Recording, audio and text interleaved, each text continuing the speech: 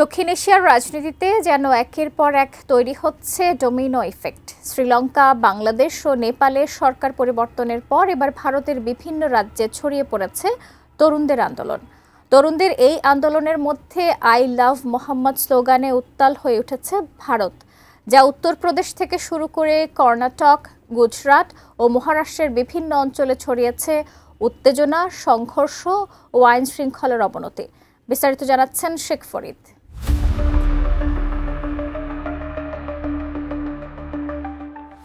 ভারতের উত্তরপ্রদেশ রাজ্যের বেরেলিতে I love Mohammad প্রচার অভিযানকে কেন্দ্র করে ছড়িয়ে পড়েছে উত্তেজনা। এ ঘটনায় স্থানীয় আলেম ও ইত্তেহাদি মিল্লাত কাউন্সিলের প্রধান তৌকির রাজাকে ২৭ সেপ্টেম্বর আটক করেছে পুলিশ। এরপরই উত্তরপ্রদেশ থেকে শুরু করে কর্ণাটক, গুজরাট ও মহারাষ্ট্রের বিভিন্ন অঞ্চলে দেখা দিয়েছে উত্তেজনা, সংঘর্ষ ও আইন শৃঙ্খলার অবনতি। ২৭ সেপ্টেম্বর এক প্রতিবেদনে এমন তথ্য জানিয়েছে ভারতীয় সংবাদ মাধ্যম এনডিটিভি। এতে বলা হয়েছে, বেরেলিতে গত ২৬ সেপ্টেম্বর জুমার নামাজের পর ইসলামিয়া ময়দানে ব্যাপক ভিড় জমে যায়। স্থানীয় আলেম তৌকির রাজার আহ্বানে এই প্রতিবাদ সমাবেশ অনুষ্ঠিত হয়।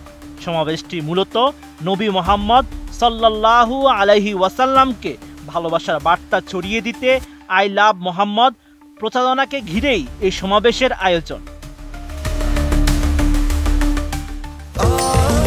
স্বাস্থ্যকর অল টাইম ফ্যামিলি কেক, সব সময় অল টাইম হেলদি লাইফ। সমাবেশ চলাকালে পুলিশের কঠোর নজরদারি থাকা সত্ত্বেও ভিড় ক্রমেই বেড়ে যায়। পুলিশের অভিযোগ, বিক্ষোভকারীদের একটি অংশ উস্কানিমূলক স্লোগান দেয় এবং পরবর্তীতে পাথর নিক্ষেপ করে। পাল্টা ব্যবস্থা হিসেবে পুলিশ লাঠিচার্জ করে। ঘটনাস্থল থেকে অন্তত ১২ জনকে গ্রেপ্তার করা হয়েছে। এই উত্তেজনা শুধু বেরেলিতে সীমাবদ্ধ থাকেনি, এটি ছড়িয়ে পড়েছে গুজরাটের গান্ধীনগর, কর্ণাটকের দাভানগের এবং উত্তরপ্রদেশের মৌ, বাগপত, উনাও, মহারাজগঞ্জ, লখনৌ ও কোশাম্বীতেও।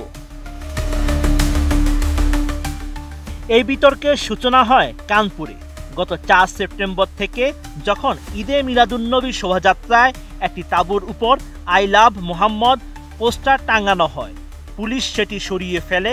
এরপর কানপুর পুলিশ ৯ জনের নাম উল্লেখ করে এবং ১৫ জন অজ্ঞাতনামার বিরুদ্ধে মামলা দায়ের করে।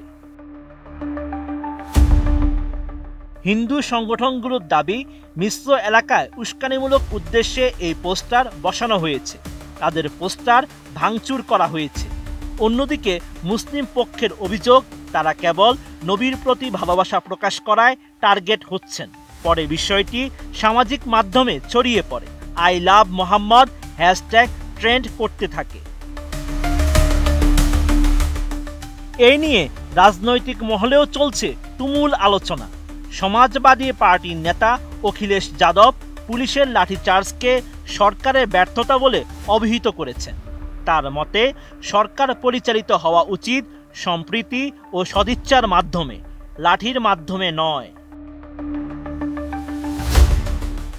অল ইন্ডিয়া মজলিসে ইত্তেহাদুল মুসলিমিনের প্রধান আসাদ উদ্দিন ওয়াইসি জানান, কেউ যদি বলে আই লাভ ইউ, তাহলে সমস্যা কোথায়? তাহলে আই লাভ মোহাম্মদ বললে সমস্যা কেন? এটি মূলত মুসলিমদের সামাজিকভাবে বয়কট করার এক পদ্ধতি বলেও দাবি করেন তিনি। इसमें कौन सा एंटी नेशनल बात है, इसमें कौन सा वायलेंस का प्रमोशन का बात है? जब लव से लव आ रहा है तो उसमें आपको तकलीफ क्यों रही? इसका मतलब आप लव के खिलाफ हैं, आप मोहब्बत को मानते ही नहीं है। क्या होगा, कहां जाएंगे हम? अरे मोहब्बत की बात हो रही है, मेरा फेथ है, आपका फेथ है, आपका फेथ है। भारत की खूबसूरती यही तो है कि भारत हर मजहब को मानने वालों को मानता है, जो नहीं मानता खुदा को उसको ही मानता है भारत। Sheikh Farid, ATN news.